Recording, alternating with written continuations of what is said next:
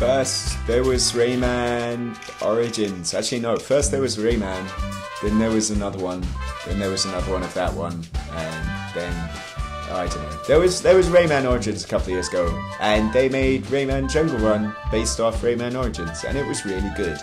And then recently there was Rayman Legends, which was more of Rayman Origins, and based on that, they've made Rayman Fiesta Run, which is more of Rayman Jungle Run. And Rayman Jungle Run was good, so hopefully Rayman Fiesta Run will be... Wow, this was a really terrible opener. Chris Charlton for WhereDoesGodzillaPoop.com. This is Rayman Fiesta Run on iOS and Android as well, I think, possibly. But we're playing this on iOS anyway. And... if we zoom out here... Wow, that's a lot of levels in this game. I'm not even all the way through it yet. I'm about halfway through this. As you can see in the top right, 72 stages, actually 36 stages, with 2 variants each, as we'll go into here.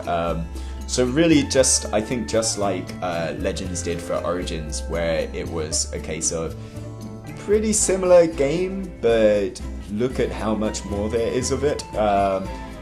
Fiesta Run does the same for Jungle Run. It's pretty much the same stuff as in Rayman Jungle Run. It's just that there's loads more of it, and thankfully the loads more there is of it is pretty well designed. Let's leap into a level here, and I think what we'll see here is, in this video, is a lot of repeating of the same levels, because I've kind of had a completionist bent on this game, which has gameplay reasons, but you know, I'll show that as we go. First thing that's different between this and Jungle Run is we have power-ups that I can choose from at the start of each stage. From the left here, I can choose the Flying Rocket Punch, which which shoots out a boxing glove to take out enemies. I've got the Heart, which gives you an extra hit. The Golden Boxing Gloves, which does the same as the ordinary ones, but I can do it an unlimited number of times, so just 20. The Golden Heart, I can get hit 3 times, and the most controversial one to me, which I shall never touch in this video, well, perhaps I will when I'm frustrated. This one on the right here actually paints a virtual racing line through the level and shows you exactly where to jump and stuff. It's like the racing games, the racing line in driving games. And as a bit of a purist and a snob, I'll try to avoid that. But here we go. Just like in... well, I probably screwed up there. Just like in Rayman Jungle Run, the deal with this is Rayman is constantly in motion. The guy never stops. Except right here when I hit restart, because I just missed one of the skull coins and I just saw that I missed it, and I have to keep going. I'm sorry. I have to keep resetting. It's a disease. Even for the benefits of video production, I shall not relent. Yeah, I can jump and I can glide and I can do whatever, but I can't stop. And the only way I can change directions is by running into a wall, or having Rayman sort of change directions of his own free will. So the gameplay is very similar to Rayman on the big consoles in the kind of, go through these platform spaces, try and collect all of the lums. There are 100 lums on each level in Fiesta Run, just like in Jungle Run. But because you're constantly in motion, it becomes a kind of procedure of sort of memorization to an extent, but also almost really quick pattern recognition. You have to just pass what's going on the screen really quickly and figure out what's necessary to do it. Crap. Nuts. So close. And yeah, it's an awful lot of fun, actually. Obviously, it seems crap to say for an iPhone game, but for anything, this looks good. This looks gorgeous. This is running the same UbiArt framework that the big console games have. You can see there's a lot going on in these levels. There'll be a lot more going on in the alternate version of this level, which hopefully I'll be able to show you. You know, it looks really, really stunning. The platform, the level design is really, really good. It's completely fair. It's easy enough to complete these levels, you know, for the first time. If you're just running through the level sort of thing, but if like me you want to get all 100 lumps, it's more challenging. And one thing they've added over the last game is, as we'll see right here as we load back up.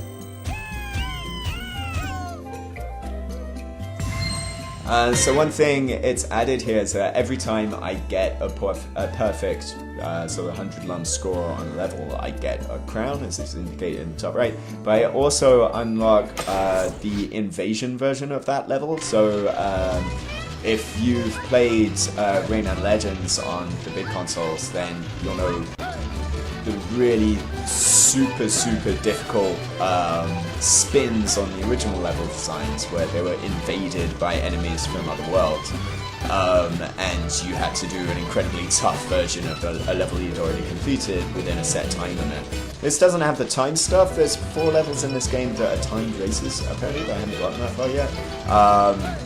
So it doesn't do that, but it does make a really sort of clever, really challenging redesign of the map that you've just finished. So let's take a look at it here. So as you can see, it opens up with the same stuff, but suddenly there's more enemies and spikes and flames going everywhere, and this is awesome. The best part of Jungle Run, because Jungle Run was pretty kind of soft. It was pretty easy for the most part, and what was really enjoyable about that game were the few sections, I think that the health-themed levels that popped up every now and then that were just ludicrously tough. And this lets you play those, you know, the versions of that kind of thing for every single stage, and it just it doubles the length of the game, but not in an artificial way. It makes it really super enjoyable.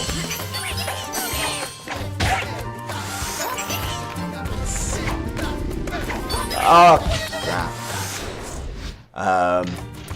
I think one the kind of calling card of a really good Switch platformer is the feeling that if you were really good, you could do this on the first try. It's not that it's being unfair, it's just that, you know, you have to get good at this. It is like finding the right racing line on a track in a hardcore racing game. It's a very similar thing, where your natural skills will get you so far, but I mean it's about kind of understanding, okay, how can I conserve momentum here? How can I make sure that I'm running at the right optimal speed? Crap, no, sorry, I have to do that again. I was so close again. You know, how can I make sure that I'm running at the exact optimal speed to clear this gap? Because I can't control, because Rayman's constantly running, you're not in control of his momentum, you're not in control of how fast he's going. You have to really understand how he moves, and that's something that you just have to get used to understand, you know, how quickly he's going to recover from a drop and a roll, or you know, how this jump is going to affect his pace going forward, and therefore his jumping distance on the next jump he has to make. Crap. Tell you what, I've been beaten up here a couple of times, so let's show you a quick power-up. I'm going to choose the golden heart here. You can buy lumps, you can see the plus here, you can buy extra lumps to help you buy power-ups and stuff. But really, you know, you see how many I've got, it's never a problem. So this power-up system could really easily be abused, and it really isn't. So that's good, given especially because this is a paid game, you know, it's 300 yen. so you can sort of spend more money on it, but there's no real reason to. You also use those lumps though to get kind of concept art and also to buy extra characters. So if that's your thing, then hey, that's your thing. But it's nice that you know they're not abusing you. It sounds terrible, you know what I mean? Like it's not abusing the consumer is what you're supposed to do. So it seems kind of silly to praise me up to, but you know that's the state of the games industry as it is right now. So hooray! I've managed to perfect that stage perfectly. Perfect. Yes. So yeah, if you get 100 liams, you also rescue 4 of the teensies, which are those little blue dudes. And the more blue dudes you unlock, you know, the further you go up this map. So, you know, there's a few extra worlds here at the top. And it really kind of goes through a lot of, you know, it goes through a lot of kind of the similar to the cool stuff that you see in Rayman. I'll show you one boss level here that I've just beaten. So it has boss stages here, which Jungle Run didn't, and that's nice. They're nowhere near to the same sort of spectacular standard that the console games are, but they are there, and it's kind of in a bid to make things a little bit more, I don't know, I guess exciting or whatever than just plain straightforward drum platforming. I'll just show you just to see. I have, as you saw over here, I have already completed this one, so it's not against my ridiculous, so to speak, to equip this thing and show you what's going on. So these lines, it paints a swipe going along here, and then as you can see, it has icons showing where to jump, where to punch. So yeah, I find this disgracefully offensive. But you know, I'm sure some people think, well, that's a godsend. So hey, good for you. If you have all the driving assists turned on in racing games, then you'll like that. But I'm kind of a purist, especially when it comes to Rayman. So yeah, I mean that's pretty much all there is to Fiesta Run. It is to Rayman Legends what Jungle Run was to Origins. But I mean, I think just like my complaints with Fiesta Run are the same as they were with Jungle Run, in that one other big part of Rayman on the consoles is amazing sound and fantastic sound design, and that's something that's really lacking here. All we get is that. Most borderlines on the offensive and racist after the zillionth time you've heard a track trying to finish the stage. I missed it. And I really doubted I went to start. And that's a real shame, especially after you had those amazing stages in Legends. I was really kind of looking forward to a little bit of that appearing on Jungle Run, and it doesn't. Kind of similar with the, you know, a lot of the second screen stuff that was in the Wii version of Legends, and it was in the Vita version as well of Legends, which I didn't think that stuff was particularly great, but it would be kind of nice to have that supported on a touch platform in some way, and have a kind of nod to that.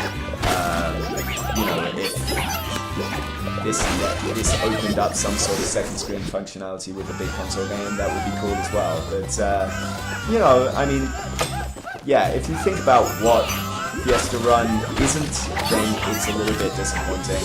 But if you think about what it is, then it's pretty cool. It's a really nice, really fun, fair and challenging auto running here.